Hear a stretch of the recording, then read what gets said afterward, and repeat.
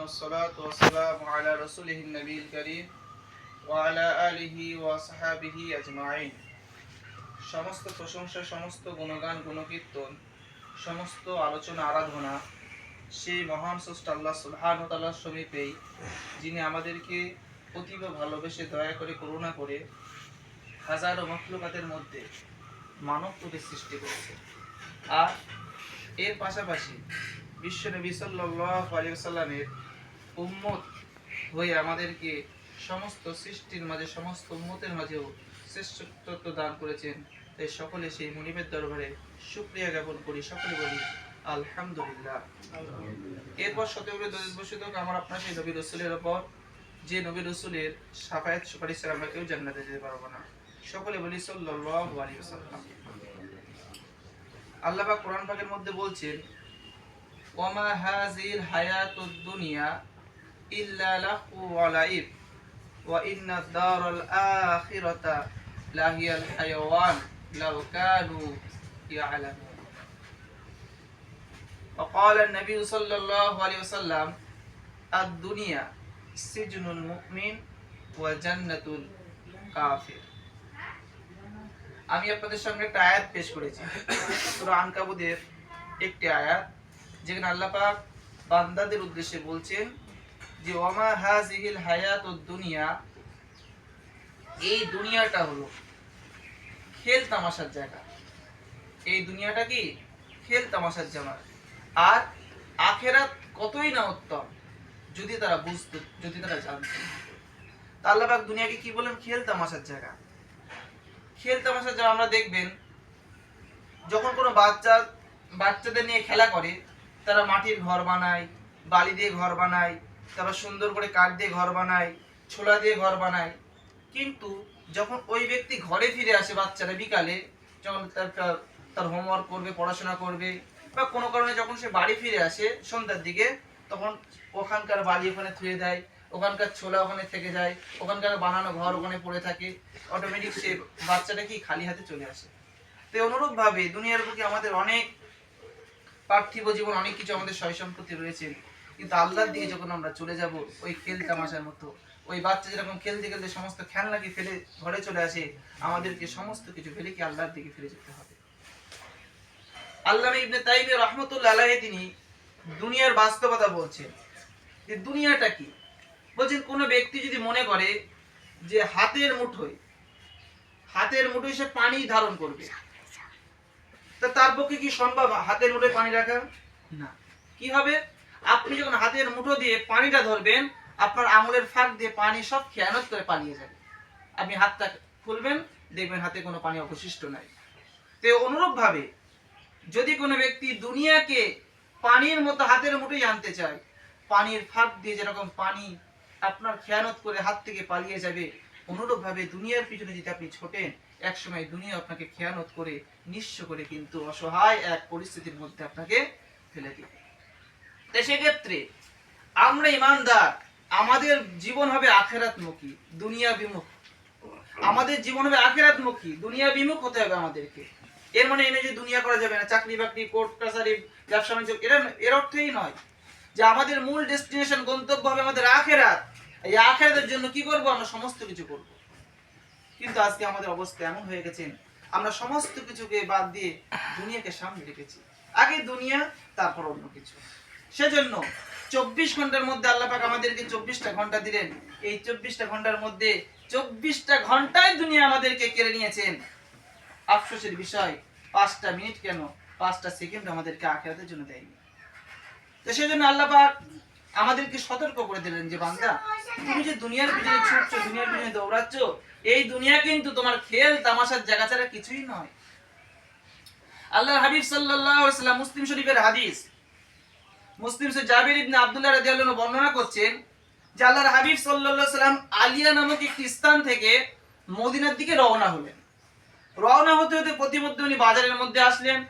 বাজারে যখন আসলেন, কিছু লোক ওনার সঙ্গে একসঙ্গে চলতে লাগলেন।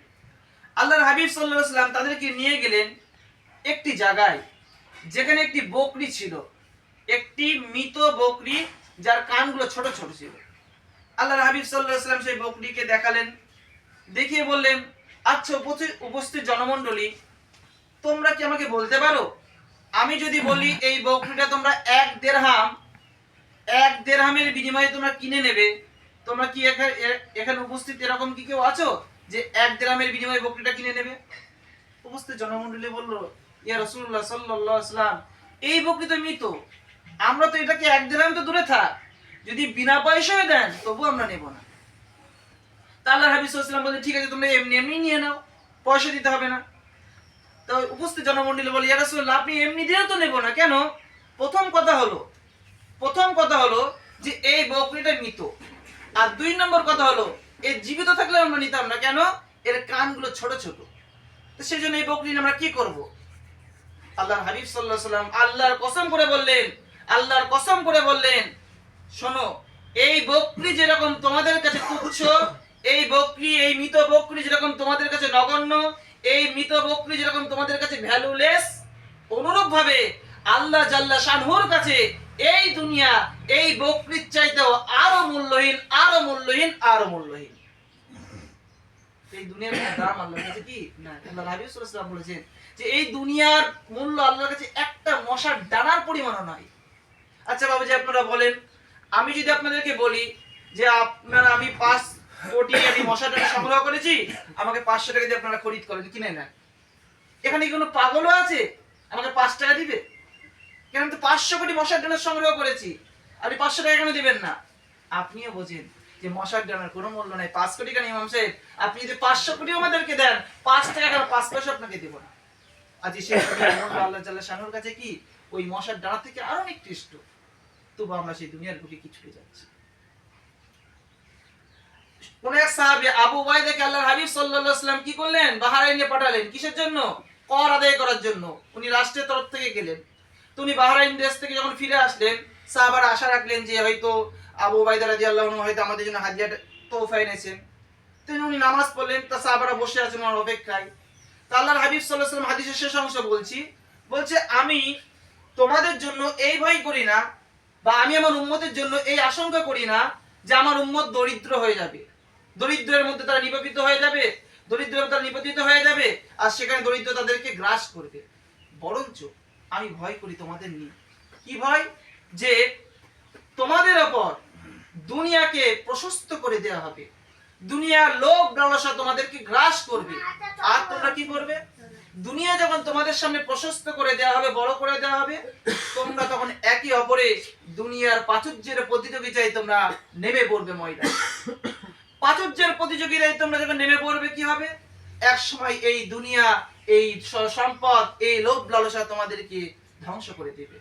তাই দুনিয়া তোমাদের উপর প্রশস্ত করে দেওয়া হবে, যেরকম প্রশস্ত করে দেওয়া হয়েছিল তোমাদের আগেকার লোকেদের উপর। অনুরূপ ভাবে তোমরা দুনিয়ার উপরে প্রতিযোগিতার মধ্যে নেমে পড়বে, যেরকম প্রতিযোগিতায় নেমে পড়েছিল তোমাদের পূর্ববর্তীরা, তোমাদের পূর্বপুরুষেরা। তারপর কি হবে? এই দুনিয়া তোমাদেরকে পুরো শেষ করে দেবে, পুরো নিঃস্ব করে দেবে, জীবনকে মূল্যহীন, ব্যর্থ করে দেবে, যেরকম তোমার পূর্ববর্তীদেরকে মূল্যহীন করে দিয়েছিল। তাহলে বাবাজি একটু ভাবেন, what is the meaning of দুনিয়া? দুনিয়ার মানেটা কি? দুনিয়াতে আপনি কি জন্য আসছেন? কি করণীয় ছিল, কি বর্জনীয় ছিল, কি করতেন আর কি করছেন আপনি? বুখারী শরীফের হাদিসের মধ্যে আব্দুল্লাহ ইবনে ওমর রাদিয়াল্লাহু আনহু তিনি বলছেন যে আল্লাহর হাবিব সাল্লাল্লাহু আলাইহি সাল্লাম আমার কাছে আসলেন, এসে আমার কাঁধ ধরে ধরলেন, ধরে বললেন, আব্দুল্লাহ ইবনে ওমর, তুমি দুনিয়ার বুকে মুসাফিরের মতো থেকো, তুমি দুনিয়ার বুকে পথচারীর মতো থেকো। তা আব্দুল্লাহ ইবনে ওমর তিনি তিনার সাথীদেরকে কি বলছেন? তিনি বলছেন যে যদি তোমার সামনে সন্ধ্যা চলে আসে, তুমি এই আশা করো না যে আমি ভোর পর্যন্ত বাঁচবো। আবার যদি তোমার কাছে ভোর চলে আসে, তুমি আশা করো না যে আমি সন্ধ্যা পর্যন্ত বাঁচবো। তো সেক্ষেত্রে এই দুনিয়া একটা মুসাফিরখানা, এই দুনিয়া একটা পথশালা, এই দুনিয়া একটা প্রতীক্ষালয়। আপনারা ট্রেনে বাসে তো গেছেন, যখন ট্রেনে আপনার প্রয়োজনে আপনি চাকরি স্টেশন থেকে কি ট্রেন ধরলেন, ট্রেন ধরার পর আপনি গন্তব্যে পৌঁছে গেলেন।